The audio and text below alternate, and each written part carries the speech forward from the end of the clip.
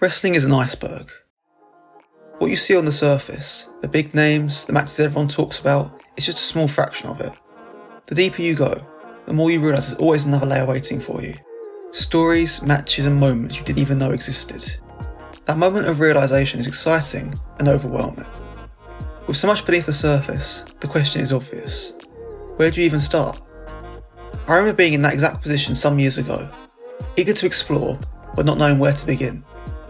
Many fans turn to lists like Meltzer's 5-star matches or the GME project, and while those are valuable, they don't necessarily help you figure out what you enjoy, and where your tastes might differ from the consensus. I'm sure there are plenty of fans in that same boat today, which is why I'm starting a new series on this channel. While there is more wrestling at people's fingertips today than ever before, I still think tapes like those are conceptually great tools for introducing fans to new wrestling. In each episode of this series, I'll discuss a curated playlist of 10 matches that I think wrestling fans looking to broaden their horizons should see. I'll explain why I think each is worth watching, some for their historical importance, and some simply for their uniqueness.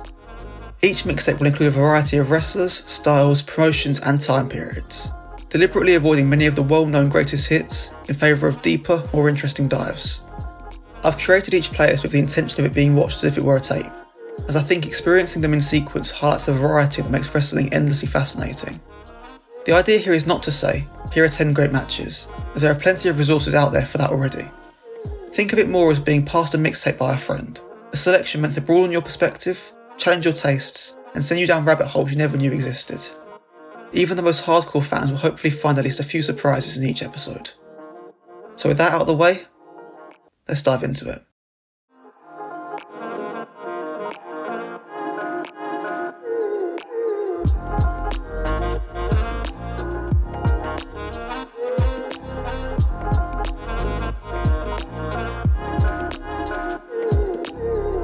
Match 1.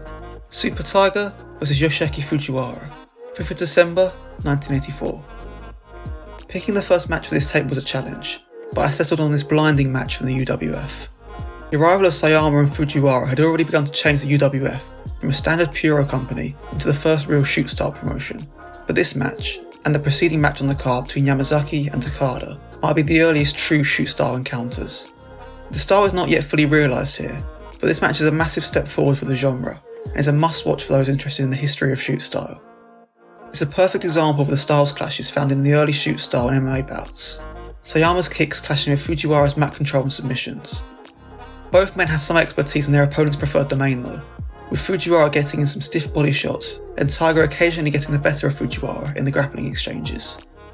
In the end, it boils down to Tiger's pressure on the feet and Fujiwara's on the mat, with one man's suffocating offense getting the better of the others. This is a foundational text of the UWF experiment, a match whose influence can be traced to rings, shuto, pancrase, battle arts and beyond, and I believe it's as important to shaping modern MMA as Inoki vs Ali. A must-watch for fans of modern combat sports and pro wrestling alike. Match 2. Drake Younger vs JC Bailey, 3rd of June 2006. This barefoot thumbtack deathmatch is about as wince-inducing as you'd expect. I've always been a fan of the spectacle of the deathmatch, though there are plenty of matches in this style that I feel have very little substance, and little understanding of what makes wrestling as a whole compelling. I don't think that's the case here though. Bailey and Younger spend the first half of the match incredibly wary of the thumbtack pit in the centre of the ring, while trying to force their opponent's feet, hands or head into the tacks. They wrestle a controlled, scientific match initially, though once both men have felt the tacks, the match breaks down. As death matches go, there's minimal blood, but it's as gruesome as any that I've seen, and more of a success as a shocking spectacle than many that believe in the more common more is more deathmatch philosophy. Watching the two men tiptoe around the ring, trying to avoid the thumbtacks and broken glass that begin to cover it is massively uncomfortable, and each man takes their fair share of disgusting bumps. It's a fantastically simple story, and a great example of the unique storytelling opportunities that deathmatch wrestling can provide, when the urge to just have more weapons and blood can be resisted. Well worth a watch, if you can stomach seeing thumbtacks in bare feet. Match 3. Akira Taue, Kenta Kobashi and Mitsuharu Misawa vs Jumbo Tsuruta, Masanobu Fuchi and the Great Kabuki, 26th of May 1990. This is a crucial match in the history of All Japan, and in the history of the King's Road style of wrestling. 3 young, fiery rising stars clash with 3 nasty, grumpy old men in a heated and bitter fight for generational supremacy. I've spoken about this match already on the channel, check out the Super Generation Surutugun Wrestle Law episode if you haven't already. But I felt that this match should absolutely be included here. It's very much the precursor to the matches I spoke about in depth in that episode. I don't think its historical significance can be overstated, as it cemented Masawa, and by extension the rest of the new generation, as top stars when he took the fight to Jumbo. Tsuruta on the outside after Masawa's elbow is an all-time great example of the power of selling, and the willingness to be vulnerable, and it made Masawa a star. Masawa's elbow is God, and this match is the reason. The heat between the 6 men, the temperature of the crowd, the complexity and layers of this match, and its historical significance. For fans of All Japan and the King's Road style, this match is absolutely essential. Match 4. LA Park vs Rush, 14th of July 2016. This singles clash between Park and Rush starts with a wild, bloody and incredibly fun brawl throughout Arena Mexico, but ends after barely 7 minutes due to a DQ finish, and the fans are rightfully mad. What makes this match special is what happens next. Park and Rush, also visibly annoyed by the result, decide "F it, let's carry on." They return to the ring and proceed to continue their mad brawl anyway. The promoters of Elite powerless to stop them, despite ringing the bell and cutting the mics. It's intense and real, not in the shoot style sense, but in the raw, emotional, give the fans their money's worth while we beat the shit out of each other sense. It has to be seen to be believed, as the two luchadors turn the hostile crowd throwing drinks into the ring in response to the finish, into a standing ovation throwing money in there when the brawl is over. Plenty of guys have gone into business for themselves. This is a beautiful example of wrestlers going into business for the fans. If you're not familiar with the brawling tradition of Lucha Libre, this is a pretty great introduction to it. And even if you are, this match is the definition of passionate pro wrestling, and should be seen regardless. Match 5. Mariko Yoshida vs Megumi Fuji, 24th of May 2003. This might legitimately be the greatest debut match of all time.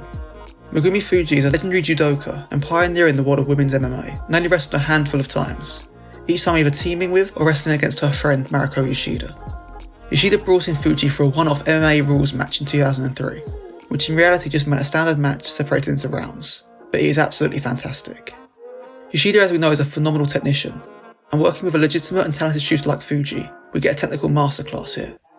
Fuji took to pro wrestling like a duck to water, and while we've had plenty of wrestling vs MMA matches in the past, I think this is undoubtedly one of the best.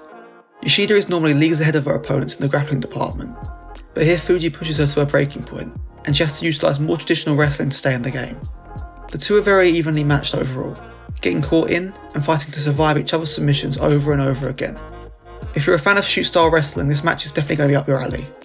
Awesome ground exchanges punctuated by huge slams and throws, and we get to see how many ways Fuji can escape the air raid crash. Really stellar stuff. Match 6. Jerry Lawler vs Bill Dundee, 6th of June 1983, and whose only exposure to him is some horror shows on commentary. It's absolutely required viewing to understand just why Lawler is seen as such an icon in American territory wrestling. Bill Dundee was always a great foil for Lawler, the two having a pair of great loser leaves town matches in the 80s, with this one being a personal favourite of mine. It's a fantastic brawl with some of the absolute best punches you'll ever see in a wrestling ring. If you've never seen Bill Dundee in action before, or you haven't watched much non-WWF action pre-1990, Match 7. Kenta vs Ricky Marvin, 15th of October 2009. It'll be easy for me to spend more time talking about this than the length of the match itself, so I'll keep it brief. I've written about this match in more detail in a free review on my Patreon, so be sure to check that out. But in summary, it's an all-time great sprint, one that tells a clear and effective wrestling story better in 3 minutes than most do in 30. An absolutely perfect wrestling novella that everyone should see, one that shows that psychology can be crafted and presented in super short sprints just as well as in drawn-out epics. Match 8. Jim Breaks vs Dynamite Kid, 12th of October 1977. In case you didn't know, I'm a proud Englishman, so it'd be downright treasonous for me not to include some classic British wrestling in this playlist. I was torn between a few options, but settled on this fantastic bout between the all-powerful Jim Breaks and a young and talented Dynamite Kid. I'm a massive fan of Jimmy Breaks. He's an absolutely phenomenal heel technician, the perfect combination of viciousness and cowardice. He's at the absolute height of his powers here, playing the crowd like a fiddle, using vicious tactics when he can, and stooging with the absolute best of them for Dynamite. The Kid is a great foil for Breaks, taking a beating like a champion here and throwing himself across the ring, but keeping the crowd behind him. When he does get the better of his opponent, I just can't help but smile as he embarrasses Breaks. If your only exposure to the quote-unquote world of sport style has been Zack Sabre Jr. and Nigel McGuinness, and the occasional Johnny Saint tribute spot, this match will give you a taste of some authentic British grappling, and if you've never seen gym breaks before, I guarantee this match will make you a fan. Match 9. Adam Cole and Kyle O'Reilly versus Matt and Nick Jackson versus Player Uno and Stupefied. 21st of July 2012. I needed a multi-man sprint, so I went with this unbelievably chaotic ladder match from PWG's 10th anniversary show. If you thought TLC 2 was a bit too tame, this is the match for you. It's probably the most PWG match PWG ever put on. Despite the small venue, all 6 men in the match feel like absolute superstars because the crowd is so hot and so devoted to what they're doing. The Bucks are absolutely despised, the Super Smash Brothers are adored, and you forget just how good of a tag team Cole and O'Reilly were. It's a car crash that features some of the most impressive and terrifying uses of ladders you'll ever see. I don't know if it's the best ladder match of all time, but it's certainly in the conversation, and I've yet to see a mad spot-fest ladder match that I think surpasses it. It's definitely an acquired taste, but there aren't many better encapsulations of what made independent wrestling, but PWG in particular, so special in the early 2010s. All gas, no brakes, in front of the most devoted crowd imaginable. Match 10. Dump Matsumoto vs Yukari Amori. 20th of March 1986. I had to save this for last, because what on earth could possibly follow this? Watching this for the first time is one of the most insane, captivating experiences any wrestling fan can ever have. There's wrestling involved, but this is so much more than a wrestling match. Amori stands alone, fighting against the overwhelming force of Matsumoto's alliance while Dump threatens to kill her. The Zenjo faces even the odds, and the match breaks down before being restarted, but even so, it's just not a match in the traditional sense. It's not really even a brawl, it's just raw emotion and violence. Of course we have the famous moment in which Matsumoto stabs Amori in the arm with her scissors, but that moment just doesn't do the rest of it justice. It's authentic violence in front of the hottest crowd you can imagine. If you haven't seen this quote-unquote match, and there's only one thing in this playlist you seek out, make sure it's this. It's the most unique, horrifying, and just raw 30 minutes of wrestling you ever see. It's legitimately life-changing, and something every wrestling fan should experience for themselves. Thanks for watching this first episode of Mixtape Study. I hope you enjoyed it. If you want to see more of this series in the future, be sure to like and subscribe. I've created a playlist of all the matches that are available on YouTube, but the complete mixtape is available on Patreon right now. There are links down below. If you do go ahead and check any of these matches out, please comment below. I'd love to hear your thoughts. Thanks again for watching, and I'll see you later. Cheers.